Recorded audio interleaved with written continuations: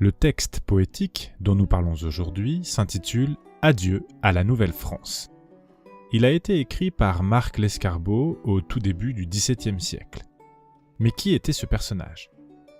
Marc Lescarbot était un écrivain, avocat de métier, traducteur aussi, et en 1606, il décida de tout abandonner pour une aventure assez hors du commun à son époque, traverser l'Atlantique dans le but de participer à la première colonie du Canada. Au mois de mai 1606, Lescarbot décide de suivre son ami Jean de Poutrincourt, qui est le chef de l'établissement de Port-Royal, une petite colonie française fondée en Acadie 3 ans avant Québec. Poutrincourt, qui a besoin d'un chroniqueur pour prendre en note tous les événements de cette aventure, propose à Lescarbot de l'accompagner. Très enthousiaste, Lescarbot accepte. Malheureusement, nous allons le voir, il ne restera que très peu de temps en Acadie et, à peine 1 an plus tard, il doit se résoudre à dire adieu à la Nouvelle-France.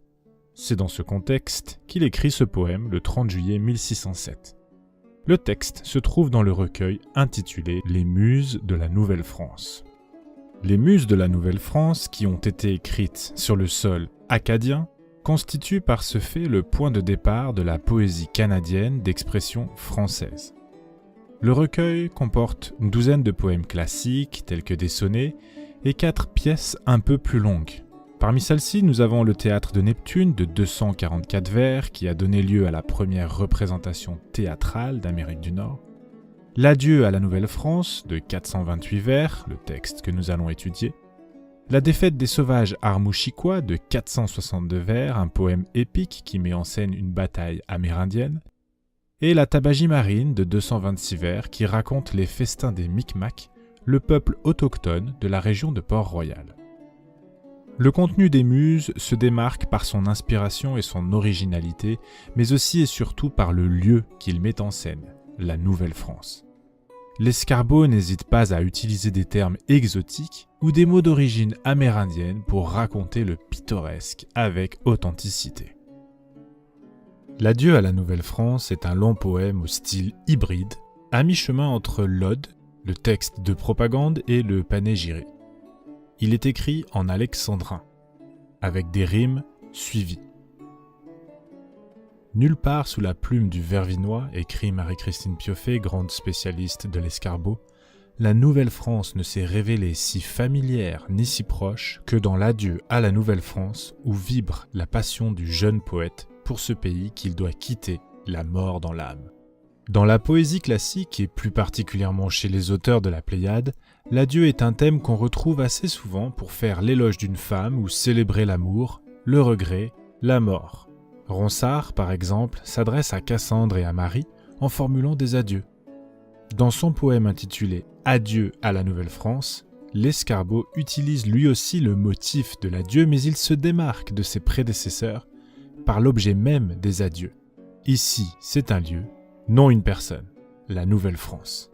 C'est tout à fait inédit, même si nous le verrons, il va utiliser les procédés de l'allégorie pour dépeindre l'endroit sous les traits d'une jeune femme inaccessible.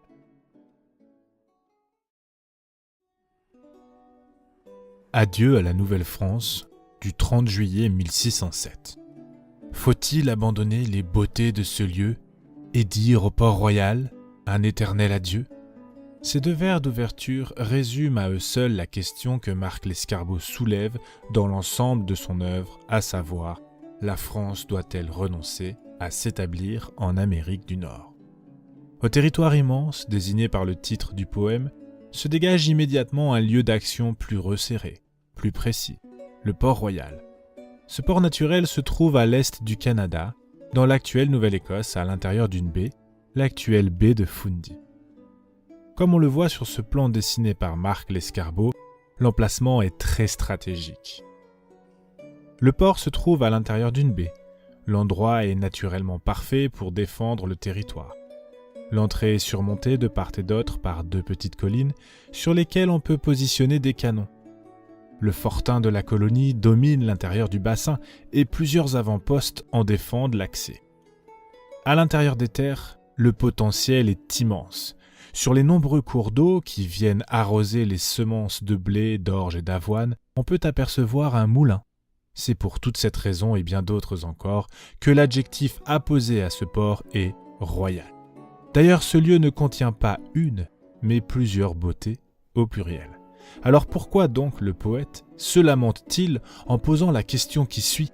Serons-nous donc toujours accusés d'inconstance en l'établissement d'une nouvelle France ? Le mot inconstance dans le contexte du XVIIe siècle signifie hésitation, doute, flottement. Il émet l'idée qu'une chose, ou en l'occurrence une mission, n'a pas été terminée. L'escargot fait référence à ce que l'on appelle aujourd'hui le cycle des vaines tentatives. Et comme vous le savez sans doute, pendant près d'un siècle, la France a tenté sans succès de s'établir en Amérique. L'utilisation du terme inconstance a donc pour synonyme déboire, échec, fiasco, déroute.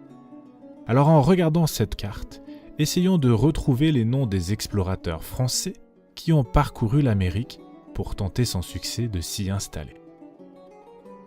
Pour toutes ces entreprises vaines qui n'ont pu aboutir, l'escargot renchérit de la sorte.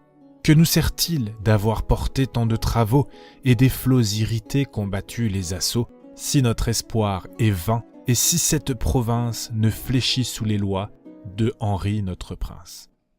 Le poète rappelle implicitement l'ensemble des échecs. Il martèle son argument des vers précédents en dénonçant une nouvelle fois l'inconstance de la France à ne pas aboutir à un résultat concret et tangible. Le substantif « travaux », précédé du déterminant « tant de » qui insiste sur la quantité, fait écho au projet titanesque des héros de la mythologie grecque.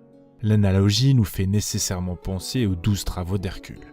En insistant sur la lourdeur de la tâche, il sous-entend qu'il faut être un demi-dieu pour établir les fleurs de lys en terre américaine, ce qu'il fera plus explicitement, nous le verrons, dans d'autres poèmes de son œuvre, dans lesquels il compare les explorateurs à des demi-dieux.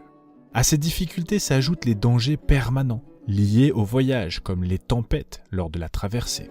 C'est ce qu'il sous-entend par l'adjectif « irrité » qu'il appose au substantif « flot » représentant ici l'Atlantique.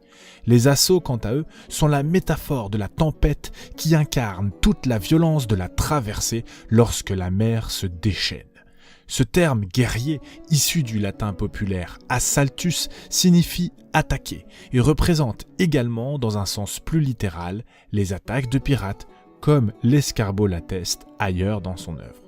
Dans les deux derniers vers, l'escargot rappelle en filigrane qu'Henri IV, à l'origine de la reprise du projet de colonisation, est le souverain européen naturellement désigné pour régner sur cette province, le Canada, terme qui rappelle ici l'impérialisme romain.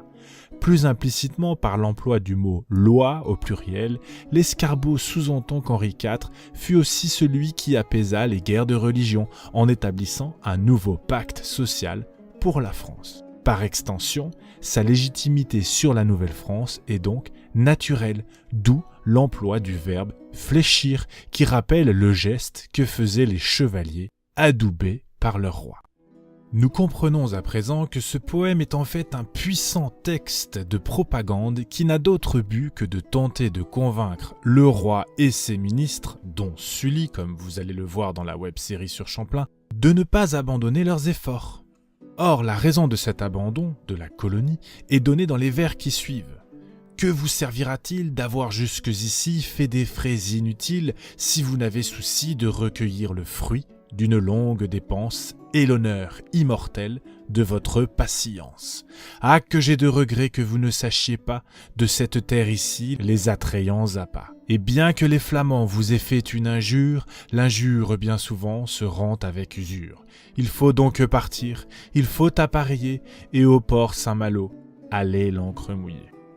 Plusieurs éléments importants émaillent ce passage. Remarquons tout d'abord que dans les vers qui précédaient, l'escargot parlait du roi à la troisième personne.